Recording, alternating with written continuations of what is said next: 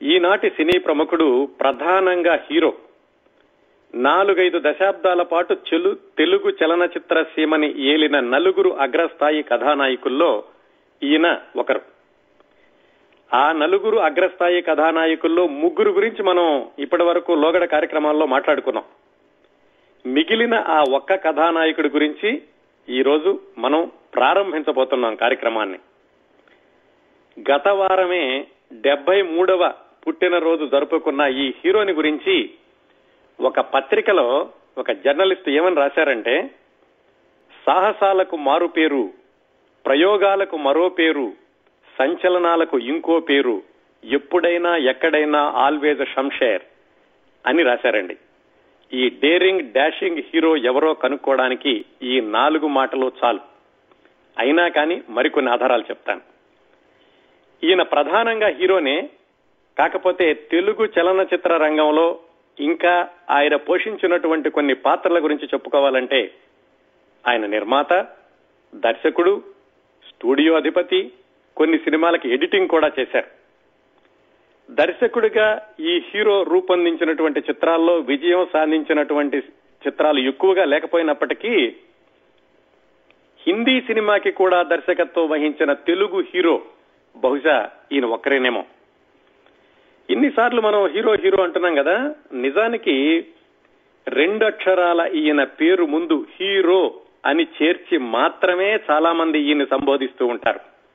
ఆ హీరో అనేటటువంటి 2 అక్షరాలు లేకుండా ఈ హీరో యొక్క పేరు ఎక్కువగా వినిపించదు. సాంకేతికంగా తెలుగు సినిమాని ప్రధానమైన మలుపులు తిప్పిన సాహసి ఈ హీరో. ఈ హీరోకి చాలా రికార్డులు ఉన్నాయండి, అన్ని వివరంగా తర్వాత మాట్లాడుకుందాం. ఆధారాల కోసమని 1-2 రికార్డులు మాత్రం చెప్తాను.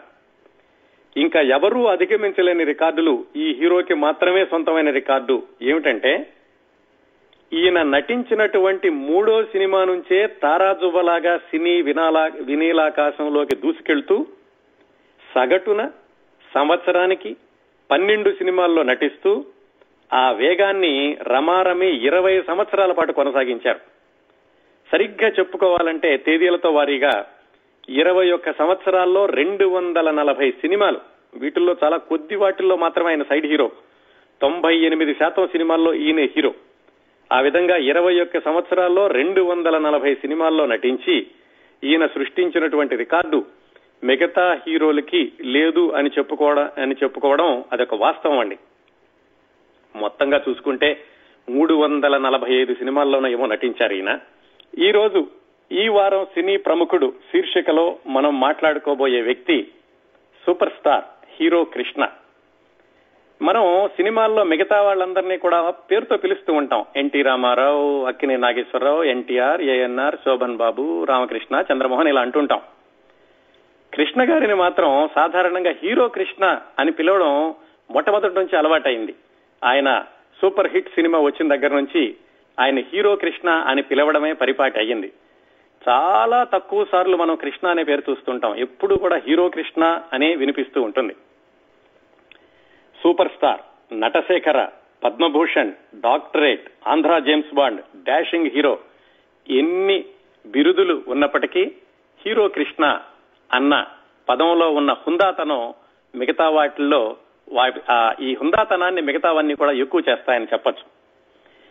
హీరో కృష్ణ ఒక ప్రత్యేకమైన వ్యక్తి అనేకంటే ఆయన శక్తి అనొచ్చండి. ఆయన సాహసం, ఆయన పదం. సిరివెన్నెల సీతారామ శాస్త్రి గారు జానీ అనే సినిమాలో ఒక పాట రాశారు. ఆ సినిమాలో రాలేదనుకోండి, ఆ పాటలో ఒక మాట రాశారు. ఏమిటంటే, లోతెంతని లెక్కేస్తూ గట్టే దిగనంటుంటే సెలయేరే సంద్రం అవుతుంది. లోతెంత అని ఆలోచిస్తూ కూర్చుంటే చిన్న చిన్న సరస్సు కూడా పెద్ద సముద్రంలాగా కనిపిస్తుంది అని. కానీ కృష్ణ గారు పెద్ద సముద్రం అయినా సరే లోతెంత అని ఆయన ఎప్పుడూ కూడా లెక్క చేయడు, దూకేయడమే ఆయనకున్నటువంటి సాహసం. అలా దూకేసిన రోజుల్లో అజేయుడై పైకి తేలిన సందర్భాలున్నాయి, ఎదురు దెబ్బలతో గుణపాఠాలు నేర్చుకున్న అనుభవాలు ఉన్నాయి. ఈ రెండింటినీ కూడా సమానంగా తీసుకుని ముందుకు సాగడమే ఆయన స్వభావంగా, నటుడిగా, నిర్మాతగా, దర్శకుడిగా, ఎడిటర్గా, స్టూడియో ఓనర్ గా ఆయన కెరీర్ ని కొనసాగించారు, కొనసాగిస్తున్నారు కూడా. 3-4 రోజుల క్రితమే ఇంకొక సినిమా కూడా విడుదలైంది కదా, అయింది శ్రీశ్రీ అనుకుంటాను ఆ సినిమా పేరు. ఎన్టీ రామారావు గారు, అక్కినేని నాగేశ్వరరావు గారు ఒక ప్రధాన అగ్రస్థాయి హీరోలుగా కొనసాగుతున్నటువంటి రోజుల్లో, అంటే దాదాపుగా ఈయన సినిమా విడుదలయ్యేటప్పటికీ అక్కినేని నాగేశ్వరరావు గారు సినీ రంగానికి వచ్చి 20 సంవత్సరాలైంది. అలాగే ఎన్టీ రామారావు గారి సినీ రంగానికి వచ్చి 15 సంవత్సరాలైంది. వాళ్ళిద్దరూ ప్రధాన స్థాయి హీరోలుగా కొనసాగుతున్న రోజుల్లో హీరో కృష్ణ గారు ఒక కొత్త నటుడిగా మామూలు సినిమాతోటి చిత్రరంగ ప్రవేశం చేసి ఆయన 3వ సినిమాతోటే డేరింగ్ డాషింగ్ హీరో అని పేరు తెచ్చుకున్నారు. సినిమా పాత్రల్లోని హీరోయిజాన్ని నిజ జీవితంలో ఎన్నో ప్రతిష్టాత్మకమైన ప్రాజెక్టుల్ని పూర్తి చేయడంలో చూపించారు. కాబట్టే తెలుగు సినిమాకి మొట్టమొదటిసారిగా సినిమాస్కోప్ చిత్రం, మొట్టమొదటి 70mm చిత్రం, మొట్టమొదటి కౌబాయ్ చిత్రం, మొట్టమొదటి జేమ్స్ బాండ్ చిత్రం, మొట్టమొదటి స్టీరియోఫోనిక్ సౌండ్ చిత్రం, ఇలాంటివన్నీ కూడా హీరో కృష్ణ గారు తెలుగు చలనచిత్ర సీమని సాంకేతికంగా ముందుకు తీసుకు వెళ్లడంలో ఆయన చేసినటువంటి మొట్టమొదటి ప్రయోగాలు. ఇవన్నీ ఒక ఎత్తు.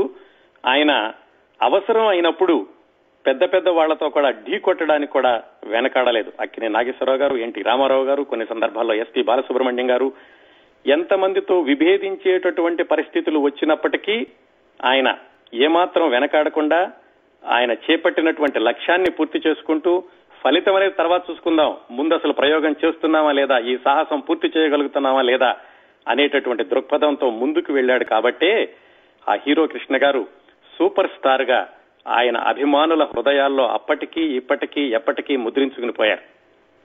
జ్యోతి చిత్ర అని ఒక సినిమా పత్రిక ఉండేది. ఆ సినిమా పత్రిక సూపర్ స్టార్ అనేటటువంటి టైటిల్ ఎవరికి ఇవ్వాలి అని ప్రేక్షకుల నుంచి బ్యాలెట్ పెడుతూ 5 సంవత్సరాల పాటు వరుసగా కృష్ణ గారికే వచ్చింది.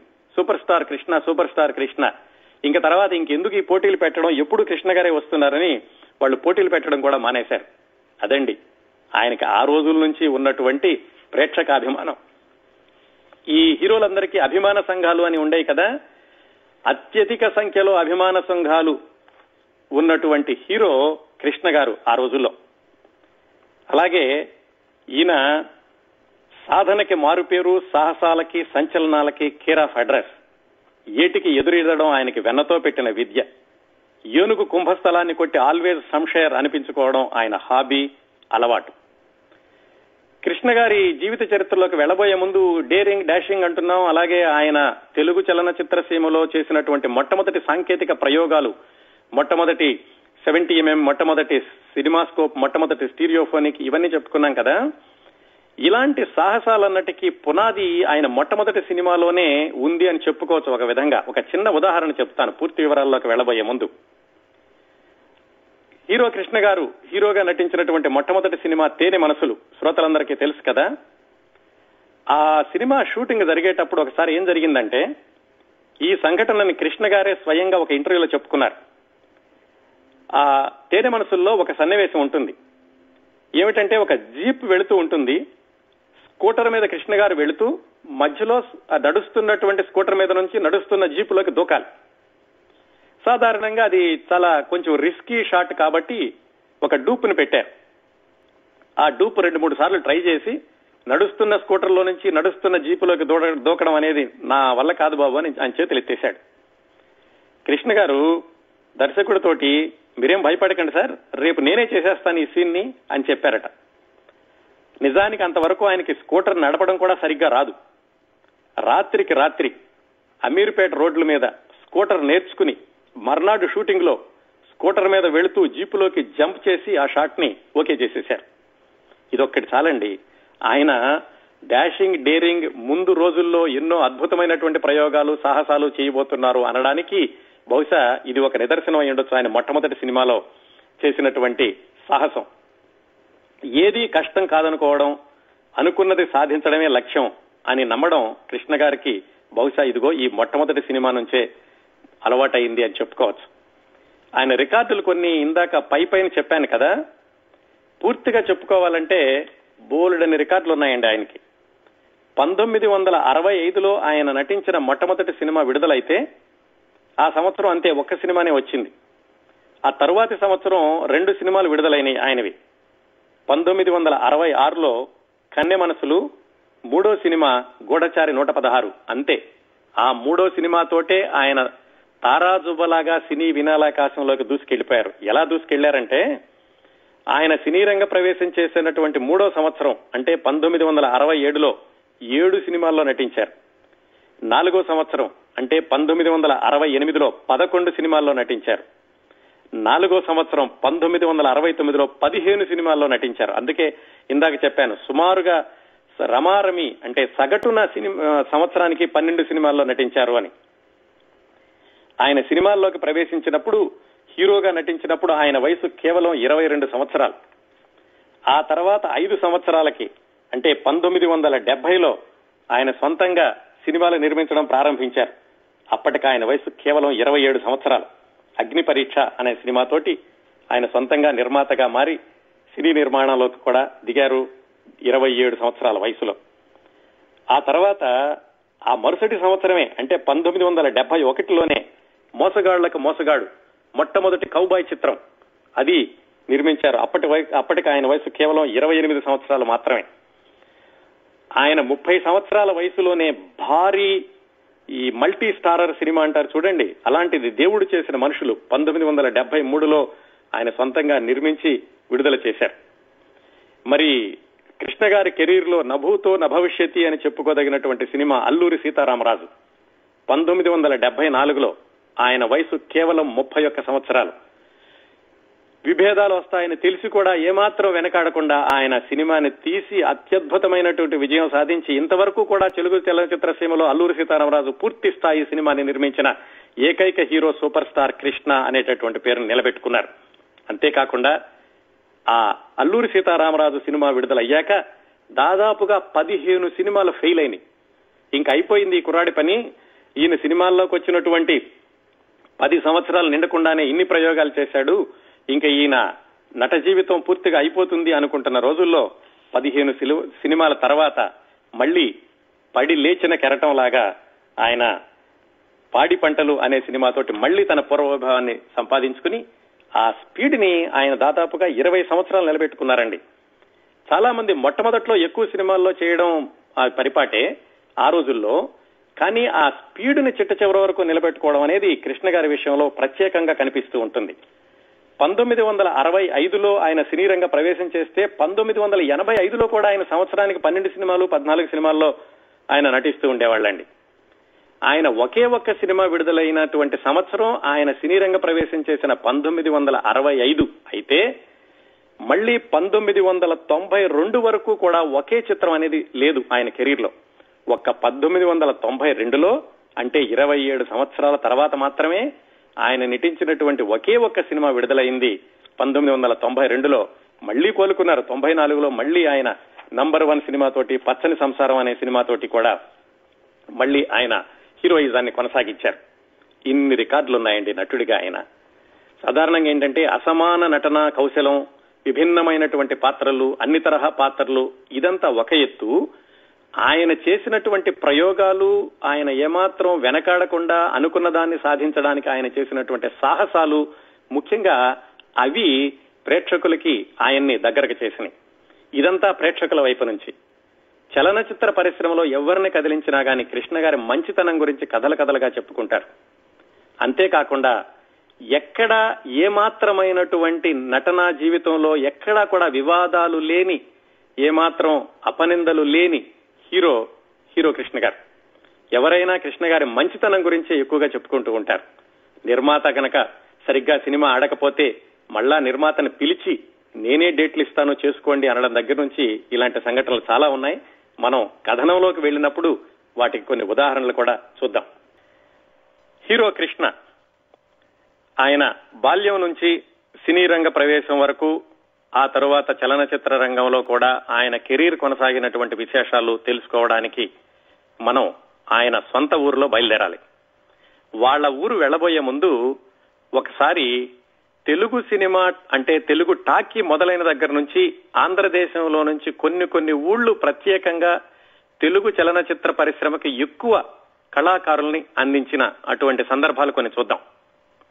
ఎందుకు చెప్తున్నానంటే కృష్ణ గారి ఊరు నుంచి చాలా మంది సినీ ప్రముఖులు వచ్చినట్టుగానే ఆ రోజుల్లో కొన్ని ఊళ్ళ నుంచి వస్తుండేవాళ్ళు. చాలా ఊర్ల నుంచి వచ్చారు. కాకపోతే ప్రత్యేకంగా మనం స్టాటిస్టిక్స్ ప్రకారం చూసుకుంటే ఈ పట్టణాల నుంచి ఎక్కువ మంది వచ్చిన వాళ్ళు కనిపిస్తూ ఉంటారు. కాకినాడ చిత్తజల్లు పుల్లయ్య గారని, ఆయన టాకీలు రాకముందు మూకీ సినిమాల నుంచి కూడా ఆయన పనిచేస్తూ ఉన్నారు. అలాగే కాకినాడ నుంచి ఆ తర్వాత రోజుల్లో రేలంగి గారు, సూర్యకాంతం గారు, హర్నాథ్, పూర్ణోదయ క్రియేషన్, ఏడిది నాగేశ్వరరావు గారు, వీళ్ళందరూ కాకినాడ నుంచి వచ్చారు. అందరి పేర్లు చెప్పట్లేదండి, కొన్ని మాత్రమే నేను పేర్కొంటున్నాను. ఎవరి పేర్లైనా మర్చిపోతే అది యాదృచ్ఛికమే తప్ప కావాలని కాదని గుర్తుపెట్టుకోండి. అలాగే విజయవాడ పరిసర ప్రాంతాలు చూసుకుంటే తెలుగు టాకీలు మొదలైన కొత్తలో తెలుగు టాకీల్లో ఒక కొత్త సంచలనాన్ని సృష్టించిన గూడవల్లి రామబ్రహ్మం గారు, ఆయన విజయవాడ చుట్టుపక్కల నుంచి వచ్చారు. అక్కినే నాగేశ్వరరావు గారు, ఎన్టీ రామారావు గారు, శోభన్ బాబు గారు, దుక్కిపాటి మధుసూదనరావు గారు, పెండియాల నాగేశ్వరరావు గారు, వీళ్ళందరూ కూడా, ఘంటసాల గారు, వీళ్ళందరూ కూడా విజయవాడ చుట్టుపక్కల నుంచి వచ్చారు. ఇక బందరు చూసుకుంటే దైతా గోపాలం గారు, ఏది అక్కినే నాగేశ్వరరావు గారికి వాచకంలో నాటకాల రోజుల నుంచి శిక్షణ ఇచ్చినటువంటి ప్రముఖ కళాకారుడు దైతా గోపాలం గారు, ఆయన బందరు చుట్టుపక్కల నుంచి వచ్చారు. మల్లాది రామకృష్ణ శాస్త్రి గారు, పింగళి నాగేంద్రరావు గారు, కమలాకర కామేశ్వరరావు గారు, అలాగే 1935-36 ప్రాంతాల్లోనే మద్రాసులో స్టూడియో కట్టి సొంతంగా సినిమా నిర్మాణాన్ని కూడా ప్రారంభించిన పివి దాసు గారు, చిత్రపు నారాయణమూర్తి గారు, చిత్రపు నరసింహారావు గారు, వేదాంతం రాఘవయ్య గారు, డిఎల్ నారాయణ గారు, ఇంకా బందర్ దగ్గరలో ఉన్న కూచిపూడి నుంచి చూసుకుంటే వెంపటి చినసత్యం గారు, ఎంతో మంది ఈ కాకినాడ, విజయవాడ, బందరు ఈ పరిసరాల నుంచి వచ్చారు. అలాగే విజయనగరం, రాజమండ్రి నుంచి కూడా చాలా మంది ఉన్నారు. ఇంకో చాలా చిన్న ఊరికి కూడా తెలుగు చలనచిత్ర రంగంతో అవినాభావ సంబంధం ఉందండి, పాలకొల్లు. అక్కడ నుంచి ఎక్కువ మంది దర్శకులు వచ్చారు. పినిశెట్టి శ్రీరామ్మూర్తి గారని నాటకాలు రాస్తూ ఉండేవాళ్లు. ఆయన, ఆ తర్వాత నటుడు చలంగారు, అల్లు రామలింగయ్య గారు, దాసరి నారాయణరావు గారు, కోడి రామకృష్ణ గారు, రేలంగి నరసింహారావు గారు, ఇలా ఎంతో మంది ఆ పాలకొల్లు నుంచి వచ్చారు. ఆ కోవలోనే మరొక ముఖ్యమైనటువంటి పట్టణం, తెలుగు చలనచిత్ర సీమకి ఎక్కువ మంది కళాకారులను అందించినటువంటి పట్టణం తెనాలి పరిసర ప్రాంతాలు. ఆ తెనాలి పరిసర ప్రాంతాలను ఒకసారి చూసుకుంటే తెలుగు సినిమాల్లో మొట్టమొదటి గ్లామరస్ హీరోయిన్ కాంచనమాల గారు, ఆవిడ తెనాల నుంచి వచ్చారు. కొడవటిగట్టి కుటుంబరావు గారు, చక్రపాణి గారు, వాళ్ళు తెనాల నుంచే వచ్చారు. జమున గారు, సావిత్రి గారు, జగ్గయ్య గారు, శారద గారు, ఇలా ఎంతో మంది కళాకారులు తెనాల నుంచి వచ్చారు. ఆ తెనాలి దగ్గరలో ఉన్నటువంటి బుర్రిపాలెంలో బయలుదేరాలి మనం హీరో కృష్ణ గారి విశేషాలు తెలుసుకోవడానికి. తెనాలికి దగ్గరలోనే ఉంటుంది ఈ బుర్రిపాలెం అనేటటువంటి ఊరు. హీరో కృష్ణ గారి నాన్నగారి పేరు ఘట్టమనేని రాఘవయ్య చౌదరి, అమ్మగారి పేరు నాగరత్నమ్మ గారు. వాళ్ళిద్దరికీ 1943 మే 31 మధ్యాహ్నం 12:05 మొట్టమొదటి అబ్బాయి పుట్టాడు. ఆయన పేరు శివరామకృష్ణ, పూర్తి పేరు ఘట్టమనేని శివరామకృష్ణ. ఆయన తెనాల్లో డాక్టర్ సుందరరామయ్య గారి హాస్పిటల్ అని ఉండేది ఆ రోజుల్లో. ఇదంతా ఎప్పుడు 1943, 73 ఏళ్ల క్రిందట ఆ హాస్పిటల్లో పుట్టారు కృష్ణ గారు. వాళ్ళ నాన్నగారికి 5 సంతానం. ఆ 5లో పెద్దవాడు మన కృష్ణ గారు. తెనాలి బుర్రిపాలెం చాలా దగ్గరగా ఉంటుంది. బుర్రిపాలెంలో మరి హై స్కూల్ అలాంటిదే ఉండదు కాబట్టి చదువుకోవడానికి దానికి తెనాలి వెళ్లాల్సిందే. అందుకని కృష్ణ గారి బాల్యం అంతా దాదాపుగా తెనాలిలోనే గడిచింది అని చెప్పుకోవచ్చు. ఈ ఘట్టమనేని రాఘవయ్య చౌదరి గారి కుటుంబం కూడా అది ఎగువ మధ్యతరగతి కుటుంబం, దేనికి ఇబ్బంది లేనటువంటి కుటుంబం.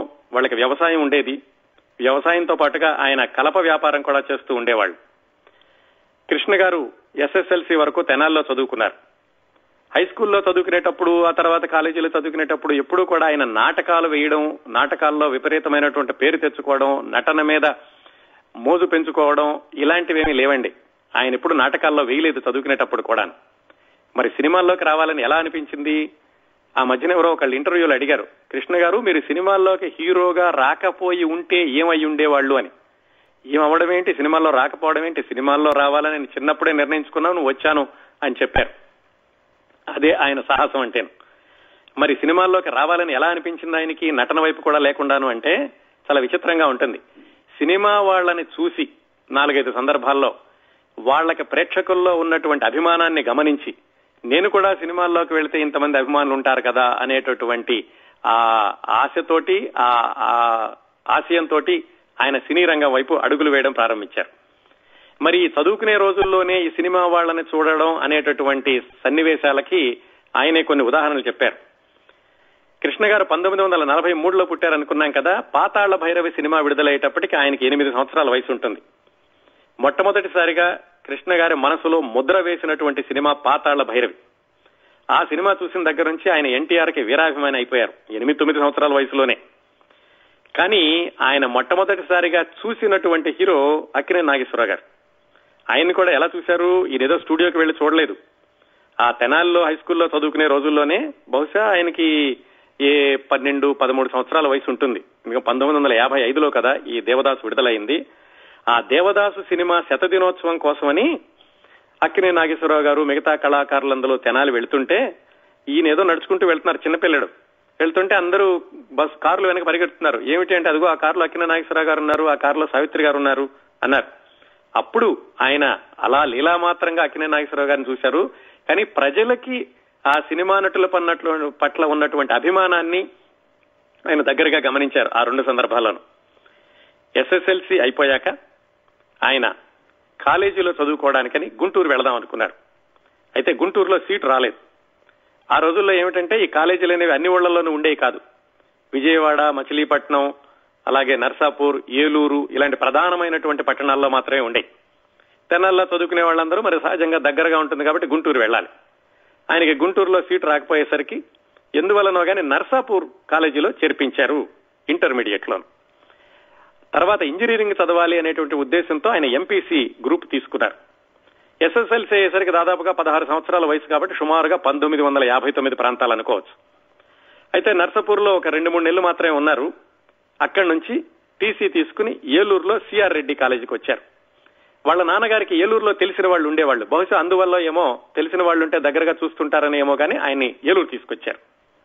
ఏలూరు సిఆర్ రెడ్డి కాలేజీలో ఆయన డిగ్రీలో చేరారు. ఎందుకంటే ఈ ఇంటర్మీడియట్ అయిపోయాక ఆయనకి ఇంజనీరింగ్ లో సీట్ రాలేదు. ఇంటర్మీడియట్ కాదు, అప్పట్లో పియూసీ ఉండేదండి. పియూసీ అయ్యాక ఆయనకి ఇంజనీరింగ్ లో సీట్ రాకపోయేసరికి బీఎస్సీ తీసుకున్నారు. బీఎస్సీలో కూడా ఎంపీసీ గ్రూప్, ఎందుకంటే బీఎస్సీ అయ్యాక కూడా ఇంజనీరింగ్ కి వెళ్లవచ్చు. ఆ ఉద్దేశంతో ఆయన బీఎస్సీ తీసుకుని ఏలూరులో చదవడం ప్రారంభించారు. ఏలూరులో ఆయన చదువుకునేటప్పుడు ఆయనకు క్లాస్మేట్ ఉండేవాడు. ఆయన పేరు మాగంటి రాజబాబు. తర్వాతే ఆయన సినిమాల్లో హీరో మురళీమోహన్ అయ్యారు. అలాగే హీరో కృష్ణ గారికి ఇంకొక క్లాస్మేట్ ఎవరంటే క్రాంతి కుమార్ అని. ఆ తర్వాత రోజుల్లో ఆయన చక్కటి సినిమాలు తీశారు, ఊర్వశి, శారద లాంటి సినిమాలు, సీతారామయ్య గారి మనవరాలు. ఆయన కూడా కృష్ణ గారికి క్లాస్మేట్ ఏలూరులో. ఏలూరులో చదువుకునేటప్పుడు మరికొన్ని సందర్భాలు ఆయనకు ఎదురైనాయి. ఈ సినిమా వాళ్ళకి ప్రజల్లో ఉన్నటువంటి అభిమానాన్ని దగ్గరగా చూసేటటువంటి సందర్భాలు 1-2 ఎదురైనాయని కాలేజీలో చదువుకునేటప్పుడు కూడా. ఆయన కాలేజీలో చదువుకునేటప్పుడు ఒకసారి ఆయన హాస్టల్ ముందు నుంచునుంటే చాలా మంది మనుషులందరూ కూడా, జనాలందరూ ఒక బారులు తీరి నుంచున్నారు. కార్లు వరుసనే వెళ్తున్నాయి. అదిగో ఆ కారులో రామారావు ఉన్నాడు, ఆ కారులో నాగేశ్వరరావు ఉన్నాడు, ఆ కారులో జమున గారు ఉన్నారు అంటున్నారు. ఇదికే అర్థం కాలేదు, ఏమిటి ఇంతమంది ఎందుకు వచ్చారు ఏలూరు అనుకున్నారు. విషయం ఏమిటంటే ఆ ఏలూరులో వంకినేని రాజగోపాల వెంకటరత్నం అని ఒక ఆయన ఉండేవాళ్ళు. ఆయన హీరో కృష్ణ గారి నాన్నగారికి బాగా తెలిసిన మనిషి. ఆ వంకినేని రాజగోపాల వెంకటరత్నం గారి అమ్మాయిని ఎల్వి ప్రసాద్ గారి అబ్బాయికి ఇచ్చి పెళ్లి చేస్తున్నారు. ఆ పెళ్లి కోసమని ఈ సినిమా వాళ్ళందరూ వచ్చారు. ఆ సందర్భంలో వీళ్ళందరూ రావడం, ప్రజలందరూ కూడా వాళ్ళ కార్లు వెనకాల పడడం, ఇదంతా గమనించారు హీరో కృష్ణ గారు. దాని తర్వాత ఇల్లరికం సినిమా శతదినోత్సవానికి కూడా నాగేశ్వరరావు గారు వీళ్ళందరూ కూడా ఏలూరు వచ్చారు. అప్పుడు మళ్ళీ వాళ్ళని చూడడానికి కూడా ఈ హీరో కృష్ణ గారు వెళ్లారు. కొంచెం పెద్దవాడు అయ్యాడు, అప్పటికి 18 సంవత్సరాలు 19 సంవత్సరాల వయసు వచ్చి ఉంటుంది. దూరం నుంచి అక్కినేని నాగేశ్వరరావు గారిని చూశారట. ఆయన రింగులుగా సిగరెట్ తాగి పొగ వదులుతుంటే ఆయన చాలా ఏదో ఒక అద్భుతం చూస్తున్నట్టుగా ఫీల్ అయ్యారు కృష్ణ గారు. అంతకు ముందు కూడా ఆయన హై స్కూల్లో చదువుకునేటప్పుడు ఒకసారి తోడికోడళ్లు అనేటటువంటి సినిమా శతదినోత్సవానికి ఆదిత్య సుబ్బారావు గారు వాళ్ళందరూ వస్తే ఆయన థియేటర్లో టికెట్ కొనుక్కుని వెళ్ళి అక్కడ కూర్చొని చూశారు. ఆ స్టేజ్ మీద ఉన్నటువంటి ఆదిత్య సుబ్బారావు గారి ద్వారా ఆ తర్వాత 7-8 సంవత్సరాలకు తాను హీరో అవుతానని, ఇన్ని సుదీర్ఘమైనటువంటి ఇన్నింగ్స్ లో ఆయన అభిమానించినటువంటి ఎన్టీ రామారావు గారితో, ఆయన చూసినటువంటి అక్కినేని నాగేశ్వరరావు గారితో అద్భుతమైన సినిమాలు తీస్తానని ఆ కుర్రవాడిగా ఉన్నటువంటి హీరో కృష్ణకి అప్పుడు అనిపించి ఉండదు. కానీ ఆయన ధ్యేయం మాత్రం సినిమాల్లోకి వెళ్లాలి అనేటటువంటి ధ్యేయాన్ని రోజు రోజుకి పెంచినటువంటి సన్నివేశాలు ఇదిగో ఈయన ఈ సినిమా నటుల్ని దూరంగా చూసినటువంటి సందర్భాలు. ఆ విధంగా ఆయన ఏలూరులో బీఎస్సీ పూర్తయింది. బీఎస్సీలో ఉండగా కూడా నాటకాలు ఎప్పుడు వేయలేదు. స్పోర్ట్స్ లో ఉండేవాళ్ళు, బ్యాడ్మింటన్, కబడ్డీ ఇలాంటిది ఆడుతూ ఉండేవాళ్ళు, కానీ నాటకాలు వేద్దాం అన్నటువంటి ఆలోచన కూడా ఎప్పుడు లేదు. బీఎస్సీ అయిపోగానే ఏం చేయాలి, మళ్ళా ఇంజనీరింగ్ లో సీట్ రాలేదు. కానీ ఆయన ఏమి బాధపడలేదు, భయపడలేదు. వాళ్ళ నాన్నగారు అడిగారు, ఏమిట్రా మరి బీఎస్సీ అయిపోయింది, ఇంజనీరింగ్ లో సీట్ రాలేదు, ఏం చేద్దాం అనుకుంటున్నావు అని. ఆయన ధైర్యంగా చెప్పారు, నేను సినిమాల్లోకి వెళదాం అనుకుంటున్నాను అని. సహజంగా మరి ఆ వయసులో, ఆ రోజుల్లో సినిమాల్లోకి వెళతాను అని ఒక అబ్బాయి అంటే వెంటనే తల్లిదండ్రులు సహజంగానే అంటారు, నీకేముందని వెళ్తున్నావు, నీవేం నాటకాల్లో వేయలేదు, ఏం లేదు, అక్కడ మరి ఫెయిల్ అయితే ఎలాగో, ఇలాంటివన్నీ వస్తాయి. కానీ కృష్ణ గారి అమ్మగారికి, నాన్నగారికి ఏమాత్రం సందేహం రాలేదు, ఏమాత్రం ప్రశ్నించలేదు. తప్పనిసరిగా వెళ్ళిరా అన్నారు వాళ్ళ నాన్నగారు. వాళ్ళ అమ్మగారు కూడా డబ్బులు ఇచ్చారు. అంతేకాకుండా వాళ్ళ నాన్నగారు ఆయనకు బాగా తెలిసినటువంటి ఆ ఏలూరులో వంకినేని రాజగోపాల వెంకటరత్నం గారు అని ఆయనకి ఆయన ద్వారా ఒక రికమెండేషన్ లెటర్ రాసి, ఎవరికి, ఎల్వి ప్రసాద్ గారు అబ్బాయికి, వాళ్ళ అబ్బాయి పేరు ఆనంద్ బాబు, ఆయనకు ఉత్తరం రాయించి, అలాగే కృష్ణ గారి నాన్నగారికి అంతకు ముందే పరిచయం ఉన్నటువంటి చక్రపాణి గారికి ఇంకో రికమెండేషన్ లెటర్ రాసి, ఈ 2 రికమెండేషన్ లెటర్లు ఇచ్చి కృష్ణ గారికి, శుభ్రంగా వెళ్ళిరా బాబు, నువ్వు మద్రాసులో నువ్వు ప్రయత్నాలు చేసుకునిరా అన్నారు. చాలా విచిత్రంగా ఉంటుంది తల్లిదండ్రులు కూడా ప్రోత్సహించి పంపించడం అనేది. కృష్ణ గారికి ఆ విధంగా చిన్నప్పటి నుంచి కూడా అన్ని కూడా కలిసి వచ్చినాయని చెప్పుకోవచ్చు. ఇది సందర్భంగా సుమారుగా ఇవన్నీ కూడా 1962 ప్రాంతాల్లో జరిగి ఉంటుందండి. ఎందుకంటే ఆయనకి 19 సంవత్సరాలు, డిగ్రీ అయ్యేసరికి 19-22 సంవత్సరాలు, 19-20 సంవత్సరాలు. ఆ 1962 ప్రాంతాల్లో నాన్నగారు ఇచ్చినటువంటి 2 రికమెండేషన్ లెటర్స్ పట్టుకుని కృష్ణ గారు మద్రాసు వెళ్లారు. మద్రాసు వెళ్లి వాళ్లలో ముందుగా ఆనంద్ బాబు గారికి దగ్గరికి వెళ్ళడానికి ఒక ఉత్తరం ఉంది. ఆనంద్ బాబు గారి దగ్గరికి వెళ్ళాక ఆయన వాళ్ళ నాన్నగారికి పరిచయం చేస్తారు.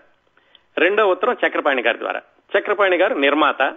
చక్రపాణి గారైతే సూటిగా ఈ సినీ నిర్మాణంతో సంబంధం ఉంది కాబట్టి ముందుగా చక్రపాణి గారి దగ్గరికి వెళదాం అనుకుని ఉత్తరం తీసుకుని చక్రపాణి గారి దగ్గరికి వెళ్లి చెప్పారు, నేను ఇట్లాగా రాఘవయ్య చౌదరి గారి అబ్బాయిని, మా నాన్నగారు మీకు ఈ ఉత్తరం ఇవ్వమన్నారు అని.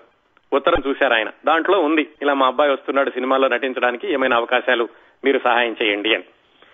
ఆయన ఉత్తరం చదివారు. కుర్రవాణి ఎగాదిగా చూశారు. బాగున్నావు అబ్బాయి, ఎర్రగా చక్కగా ఉన్నావు, హీరోగా సరిపోతావు, కానీ చాలా లేత వయసు, నీ వయసు 19 ఏళ్లే కదా, ఇంత చిన్న వయసులో హీరో అవడం అనేది చాలా కష్టం. మరి ఎన్టీ రామారావు గారిని మేము షావుకారు సినిమాలో తీసుకున్నప్పుడు ఆయనకి 28 ఏళ్లు ఉండేది, అందువల్ల నువ్వు కొన్ని సంవత్సరాలు ఆగిరా, ఇంత చిన్న వయసులో హీరో అవడం కష్టం అని చెప్పారు. ఈ వయసుల విషయం వస్తే ఒకసారి పోల్చుకుని చూస్తే అగ్రస్థాయి హీరోలుగా కొనసాగినటువంటి అక్కినేని, నందమూరి, శోభన్ బాబు, కృష్ణ, వీళ్ళ నలుగురిని పోల్చితే కృష్ణ గారు ఎన్టీ రామారావు గారి కంటే 20 సంవత్సరాలు చిన్నవాడు. అలాగే అక్కినేని నాగేశ్వరరావు గారి కంటే 19 సంవత్సరాలు చిన్నవాడు. శోభన్ బాబు కంటే 6 సంవత్సరాలు చిన్నవాడు. వాళ్ళ ముగ్గురు గురించి కూడా మనం చెప్పుకున్నాం. అక్కినేని నాగేశ్వరరావు గారి గురించి, ఎన్టీ రామారావు గారి గురించి, శోభన్ బాబు గారి గురించి, వాళ్ళు ఎలాగా సినిమా రంగ ప్రవేశం చేశారు, తర్వాత ఎలా ఎదిగారు అనేటటువంటి విషయం. వాళ్లతో పోల్చుకుంటే హీరో కృష్ణ గారు చాలా చిన్న వయసులోనే సినీ రంగ ప్రవేశ ప్రయత్నాలు చేశారని చెప్పుకోవచ్చు. అక్కినేని నాగేశ్వరరావు గారు 11-12 సంవత్సరాల వయసులో చిన్న కుర్రాడిగా వేషం వేసి ఆ తర్వాత వెళ్లారనుకోండి. హీరో కృష్ణ గారు అలా చక్రపాణి గారు సలహా చెప్పారు. సరే ఎలాగో వచ్చావు కదబ్బాయి, రామారావు గారు నాకు బాగా తెలుసు, రామారావు గారు ఒక షూటింగ్ లో ఉన్నారు, ఆయన కూడా కలుసుకుని ఎడుదుగాని రా అని పన్నలూరి బ్రదర్స్ అనే ఒక స్టూడియో ఉంటే ఆ స్టూడియోకి తీసుకెళ్లారు చక్రపాణి గారు కృష్ణ గారు. అక్కడ రామారావు గారి షూటింగ్ ఏదో జరుగుతుంది, భట్టి విక్రమార్క ఏదో సినిమా. అక్కడ రామారావు గారికి పరిచయం చేశారు చక్రపాణి గారు కృష్ణ గారిని. మొట్టమొదటిసారిగా ఆయన ఎప్పుడూ అభిమానించినటువంటి ఆ పాతాళ భైరవి నుంచి ఆయన అభిమానిస్తున్నటువంటి హీరోని మొట్టమొదటిసారిగా చూడడం. సరే నమస్కారం పెట్టారు. ఆయన కూడా ఎక్కడి నుంచి వచ్చావు బ్రదర్ అని అడిగారు. ఇలా తెనాలి అని చెప్పారు. ఆయన కూడా ఎగాదెగా చూసి, సరే సినిమాల్లో వద్దాం అనుకుంటున్నావు, నీకు చక్కటి భవిష్యత్తు ఉంటుంది, నీ రూపం చూస్తే తెలుస్తోంది, కాకపోతే చాలా చిన్న వయసు కాబట్టి, అంతేకాకుండా నువ్వు మరి నాటకాల్లో కూడా ఏమి అనుభవం లేదంటున్నావు, నాటకాల్లో నటించి వస్తే కనుక సినిమాల్లో నటించడం తేలిగ్గా ఉంటుంది, అందువల్ల నువ్వు 4-5 సంవత్సరాల పాటు ఈ సినిమా ప్రయత్నాలు మానేసి శుభ్రంగా నాటకాలు ప్రదర్శించి మళ్లీ వెనక్రా అని రామారావు గారు కూడా సలహా చెప్పారు. ఇద్దరు సలహాలు ఒకే రకంగా ఉన్నాయి. చక్రపాణి గారు చెప్పిన సలహా, రామారావు గారు చెప్పిన సలహా. సరే ఎలాగూ ఇంకో 2వ రికమెండేషన్ లెటర్ ఉంది కదా, అది తీసుకుని ఎల్వి ప్రసాద్ గారు అబ్బాయి ఆనంద్ బాబు గారి దగ్గరికి వెళ్లి ఆయనకి చూపించారు. ఆయన కూడా ఈ ఉత్తరం చూసి, సరే నాన్నగారు కొంచెం బిజీగా ఉన్నారు, ఊళ్ళో లేరు, ఈలోగా మా మేనమ్మ గారు ఒక ఆయన ఉన్నారు కేబీ తిలక్ అని, ఆయనకి పరిచయం చేస్తాను అని కేబీ తిలక్ గారికి దగ్గరికి తీసుకెళ్లారు. ఆ కేబి తిలక్ గారు అనుపమ ప్రొడక్షన్స్ అని చక్కటి సినిమాలు తీశారు. ఆయన కూడా ఏదో సినిమా పూర్తి చేసేటటువంటి హడావిడిలో ఉన్నారు. ఆయన కుర్రవాడిని చూసి వేషం కదా సరే చూద్దాం, నేను తర్వాత సినిమా మొదలుపెట్టినప్పుడు పిలుస్తాను, ప్రస్తుతానికి నేను నా చేతిలో ఉన్నటువంటి సినిమా పూర్తి చేసే వ్యవహారంలో ఉన్నాను అని చెప్పారు.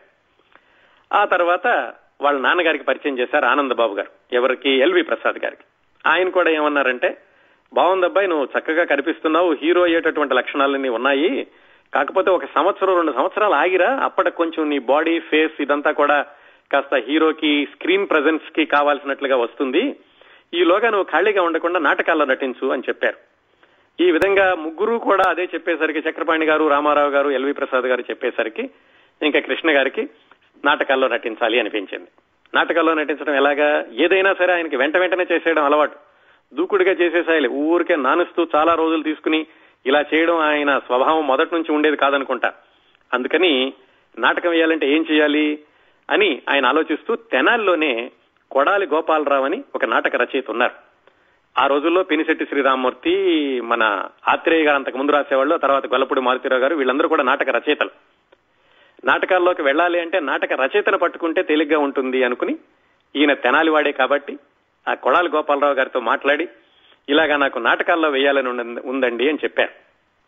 కొడాలి గోపాలరావు గారు అప్పట్లో అద్భుతమైనటువంటి నాటక రచయిత. ఆయన రాసినటువంటి నాటకాలు కూడా విజయవంతంగా ప్రదర్శించబడుతూ ఉండేవి. అంతేకాకుండా ఆ రోజుల్లో నాటక సమాజాలన్నటికీ ఒక అలవాటు ఏమిటంటే, ఒక ప్రదర్శన అయినా సరే మద్రాసులో వెయ్యాలి, దానికి సినిమా వాళ్ళంతా రావాలి అని వాళ్ళు ప్రయత్నాలు చేస్తూ ఉండేవాళ్ళు. అలా చాలా మంది సినిమాల్లోకి రావడం సంభవించింది. ఏది? మద్రాసులో నాటక ప్రదర్శన ఇచ్చి ఆ నాటక ప్రదర్శన ద్వారా సినిమా వాళ్లతో పరిచయాలు పెరిగి సినిమా రంగాలకు వెళ్లిన వాళ్ళు కూడా ఉన్నారు. ఆ విధంగా కొడాలి గోపాలరావుని కలిసేసరికి ఆయన చెప్పారంటే, మద్రాసులో ఒక నాటకాన్ని వేయిస్తున్నాను అబ్బాయి, ఆ నాటకం పేరు చేసిన పాపం కాశీకి వెళ్ళినా అనేటటువంటి నాటకం. సినిమా వాళ్ళు కూడా వస్తారు దానికి, ఎలాగో నువ్వు సినిమాల్లోకి వెళదాం అనుకుంటున్నావు, ఇప్పుడు నాటకాలు నేర్చుకుందాం అనుకుంటున్నావు, 2 కలిసి వస్తాయి, ఈ సినిమాల్లో వేషం వెయ్యి అని చెప్పారు. అందులో 2 ప్రధాన పాత్రలు ఉన్నాయి. ఒక పాత్ర నీకు ఇస్తాను, రెండో పాత్రకి సినిమాల్లో ఇప్పుడే చిన్న వేషాలు వేస్తున్నాడు కుర్రాడు, అతను పెట్టుకుంటాను అని చెప్పారు. ఆ సినిమాల్లో చిన్న వేషాలు వేస్తున్నట్టు కుర్రవాడు ఎవరో కాదు, శోభన్ బాబు గారు.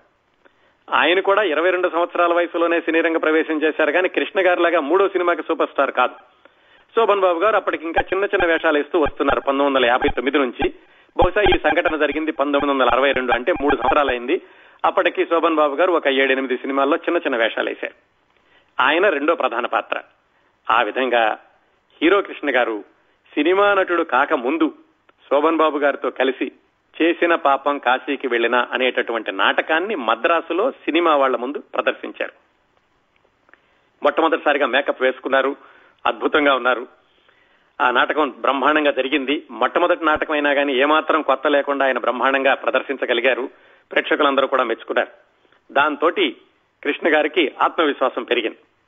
వెంటనే ఏం చేశారంటే, కొడాలి గోపాలరావు గారి దగ్గరికే ఇంకో నాటకం ఏదైనా వేద్దామండి అంటే, ఆయనే కృష్ణ గారిని చూసి ఆయన నటన నచ్చి, చైర్మన్ అనేటువంటి నాటకం కొత్తగా రాశాను, పైగా ఈ నాటకాన్ని ప్రముఖ దర్శకుడు డాక్టర్ గరికపాటి రాజారావు గారు ప్రదర్శించాలని చూస్తున్నారు, ఆయనకు పరిచయం చేస్తానరా, ఆయన నాటకాల్లో వేస్తే గనక నీకు మంచి పేరు వస్తుంది అని ఆ కొడాలి గోపాలరావు అన్నాయనే కృష్ణ గారిని వెంట పెట్టుకుని గరికపాటి రాజారావు గారి దగ్గరికి తీసుకెళ్లారు. గరికపాటి రాజారావు గారు ఎవరంటే, జమున గారిని, అల్లు రామలింగయ్య గారిని వెండితెరకి పరిచయం చేసింది ఆయనే. ప్రముఖ రంగస్థల నటుడు, దర్శకుడు, డాక్టర్ కూడా ఆయన, వైద్యుడు. ప్రజానాట్య మండలి తరఫున నాటకాలు వేస్తూ ఉండేవాళ్ళు. ఆయనకి కృష్ణ గారిని పరిచయం చేసి కొడాలి గోపాలరావు గారు చెప్పారు, ఇలాగా ఒక నాటకంలో వేశాడు, ఇంకా నాటకాల్లో అనుభవం సంపాదించాలి అనేటటువంటి అభిప్రాయం ఉంది ఆయనకి, ఇదిగో ఈ కొత్త నాటకం చైర్మన్, దీంట్లో కృష్ణ గారిని తీసుకోండి అని ఆయన సిఫార్సు చేశారు. ఆయన కూడా చూశారు. కృష్ణ గారి రిహార్సల్స్ అవి చూసి ఆయనకి నచ్చి గరికపాటి రాజారావు గారు ఆ చైర్మన్ అనేటటువంటి నాటకాన్ని మొట్టమొదటిసారిగా ప్రదర్శించినప్పుడు కృష్ణ గారికి ప్రధాన పాత్ర ఇచ్చారు. చైర్మన్ అనేది ప్రత్యేకంగా ఎందుకు చెప్పుకోవాలంటే, ఆ తరువాత అంటే కృష్ణ గారు మొట్టమొదటిసారిగా దానిలో నటించాక ఆ చైర్మన్ నాటకం ఆంధ్రదేశం అంతటా కూడా కొన్ని వేల ప్రదర్శనలు నోచుకుంది. కృష్ణ గారు నటించలేదు, వేరే వాళ్ళు నటించారు, కానీ ఆ నాటకానికి అంత పేరు వచ్చింది. ఆ విధంగా చైర్మన్ అనేటటువంటి నాటకంలో గరికపాటి రాజారావు గారి దర్శకత్వంలో కృష్ణ గారు నటించారు. ఇక్కడ ఇంకో సందర్భం కూడా చెప్పుకోవాలి. ఈ చైర్మన్ లోనో లేకపోతే అంతకు ముందు నాటకంలోనో ఈయనకి ఒక ఆయన మేకప్ చేశారు నాటకాల్లో నటించేటప్పుడే. ఆ తర్వాత ఈయన సినిమాల్లోకి వెళ్ళాక ఆయనే ఈయనకి పర్సనల్ మేకప్ మ్యాన్ అయి దాదాపుగా 40 సంవత్సరాల పాటు కృష్ణ గారికి ఒకే మేకప్ మ్యాన్ అన్నట్టుగా ఆయన కొనసాగారు. ఆ విశేషాల తర్వాత మనం భవిష్యత్తులో ఈయన సినిమా సంగతులు వచ్చినప్పుడు చెప్పుకుందాం ఇంకా వివరంగా. ఇలా నాటకాలు వేస్తూ ఉండగా బహుశా 1962 చివరిలోనో ఎప్పుడో ఎల్వి ప్రసాద్ గారి దగ్గర నుంచి ఈయనకు ఉత్తరం వచ్చింది.